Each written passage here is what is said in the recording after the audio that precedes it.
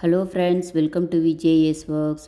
இன்றைக்கி ரொம்ப சாஃப்டாக லஞ்ச் பாக்ஸுக்கு ரெடி பண்ணுற மாதிரி ஒரு சப்பாத்திங்க. சாஃப்ட் சப்பாத்தி. இது முக்கோண சப்பாத்தி. இது பாருங்கள், லேயராக இருக்கும். சாப்பிட்றதுக்கும் ரொம்ப டேஸ்ட்டாக மிருதுவாக சாஃப்டாக இருக்கும். இதோட ஒரு தடவை ட்ரை பண்ணலாம். கூடவே வெஜ்ஜு குருமா செஞ்சுருக்கேங்க. இது லஞ்ச் பாக்ஸுக்கு பசங்களுக்கு கொடுத்தா ரொம்ப டேஸ்ட்டாகவும் இருக்கும், சாப்பிட்றதுக்கும் நல்லாயிருக்கும். ஒரு தடவை கண்டிப்பாக ட்ரை பண்ணி பாருங்கள். இப்போ தான் விஜேஎஸ் ஒர்க்ஸ் சேனலை ஃபஸ்ட் டைம் பார்க்குறீங்கன்னா சப்ஸ்கிரைப் பண்ணிட்டு பாருங்கள். வாங்க வீடியோக்குள்ளே போகலாம்.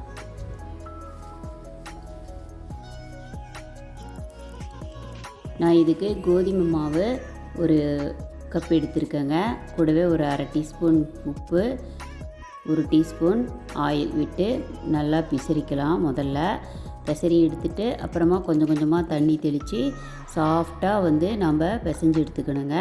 பிசைகிறது கண்டிப்பாக ஒரு 8 நிமிஷம் இருந்து 10 நிமிஷம் வரைக்கும் நல்லா பிசையணுங்க அழுத்தி. அப்போ தான் சப்பாத்தி மத்தியானம் வரைக்குமே கூட நல்லா சாஃப்டாக இருக்கும் பசங்களுக்கு. அதுக்காக தான் பாருங்கள், நல்லா அழுத்தி ஒரு 8லேருந்து 10 நிமிஷம் அழுத்தி தேய்ச்சி ஒரு லைட்டாக ஆயில் பூசி வச்சு அரை மணி நேரம் ஊற வச்சுருங்க. இப்போ குருமாவுக்கு ஒரு மசாலா: தேங்காய் ஒரு அரை கப்பு, சோம்பு ஒரு டீஸ்பூனு, பட்டை 2, லவங்கம் 2, ஒரே ஒரு ஏலக்காய், ஒரு பொட்டுக்கடலை ஒரு டீஸ்பூன் சேர்த்துருக்கேங்க. இதை நல்லா பச்சை மிளகா கூட ஒரு 2 காரத்துக்கு சேர்த்து நல்லா நைஸாக அரைச்சி எடுத்துக்கலாம்.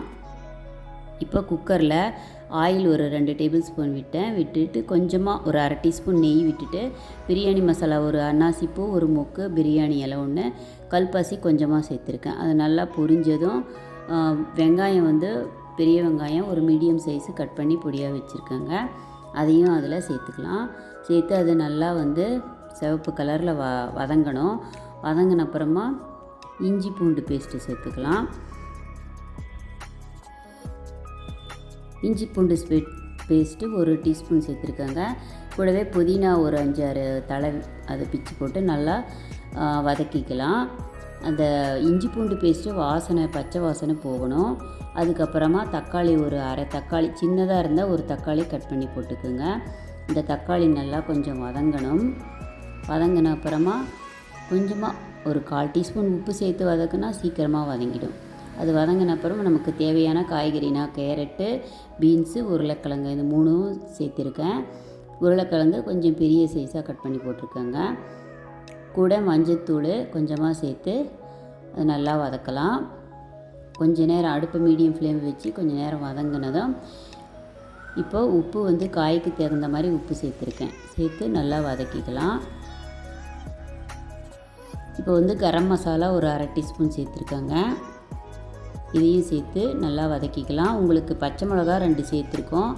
அது உங்களுக்கு அந்த காரம் பத்தாதுன்னா கொஞ்சமாக சில்லி பவுட்ரு ஒரு அரை டீஸ்பூன் சேர்த்துக்கலாம்.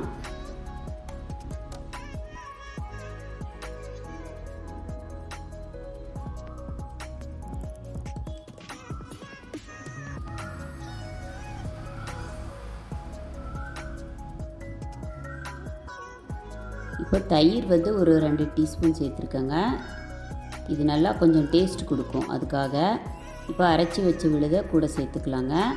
சேர்த்து ஒரு 2 நிமிஷம் நல்லா வதக்கி விட்டுட்டு அந்த மிக்ஸி அலசின தண்ணி ஊற்றலாம். இது இப்போது இந்த டைமில் நமக்கு எந்த அளவு திக்னஸ் வேணுமோ அதுக்கு தகுந்த மாதிரி தண்ணி ஊற்றிக்கலாங்க. தண்ணி ஊற்றி குக்கரை மூடி ஒரு 2 விசில் விட்டு அப்புறம் சிம்மில் ஒரு 2 நிமிஷம் விட்டு அப்புறமா கேஸ் ஆஃப் பண்ணிடலாம்.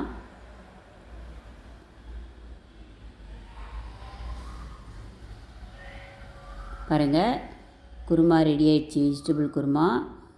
கடைசியாக கொத்தமல்லி தழை தூவி அப்படியே சர்வ் பண்ணலாம். இது சூப்பராக இருக்கும்.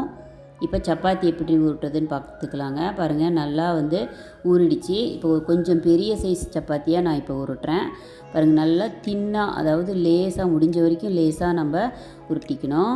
அது ஒரே மாதிரி பாருங்கள், அதில் அந்த ஓரம் எட்ஜில் நம்ம தேய்ச்சோன்னு வச்சுக்கிங்களேன், சப்பாத்தி நமக்கு ரவுண்டு ஷேப்லேயும் கிடைக்கும். தின்னாக, அதாவது ஒரு இடத்துல மொத்தமாக ஒரு இடத்துல லேசாக வராது, ஒரே மாதிரி வரும். அதுக்கு நம்ம ஓரமாக உருட்டுக்கட்டையை வச்சு தேய்க்கணும். தேய்ச்சி இந்த மாதிரி மடித்து பாருங்கள், இப்படி தேய்ச்சா முக்கோணமாக வந்துடுங்க. இந்த மாதிரி ஒரு தடவை சப்பாத்தி ட்ரை பண்ணி பாருங்கள், ரொம்ப சூப்பராக சாஃப்டாக இருக்கும். இப்போ வந்து கல் நல்லா காஞ்சிருக்கணுங்க, தோசைக்கல். அதில் இந்த சப்பாத்தியை உருட்டி போட்டு எண்ணெய் ஊற்ற வேணாம், அப்படியே வந்து ஹை ஃப்ளேம்லேயே நம்ம வந்து வேக வச்சாதான் அது வந்து அந்த லேயர் உள்ளே நம்ம மடித்து வச்சோமல்ல, அந்த லேயர் வந்து தனித்தனியாக லேயர் வரும் பாருங்கள், உப்பி வரும் பாருங்களேன். இந்த மாதிரி ஒரு துணி வச்சியும் லைட்டாக அந்த உப்பி வர்ற இடத்துல அழுத்தி விட்டால் பாருங்கள், தோசை திருப்பிலையும் அழுத்தலாம், துணி கொண்டும் அழுத்தலாம். அது தானாக பாருங்கள் உப்பி வந்துடும். அவ்வளோதாங்க, சப்பாத்தி பாருங்கள் ரொம்ப சூப்பராக வந்திருக்கு. முக்கோண சப்பாத்தி வெஜிடபிள் குருமா. இதே மாதிரி ட்ரை பண்ணி பாருங்கள். ஒரு தடவை ட்ரை பண்ணிவிட்டு விஜய் சொக்ஸ் சேனலுக்கு கமெண்ட் சொல்லுங்கள், லைக் பண்ணுங்கள், ஷேர் பண்ணுங்கள், சப்ஸ்கிரைப் பண்ணுங்கள். தேங்க்ஸ் ஃபார் வாட்சிங்.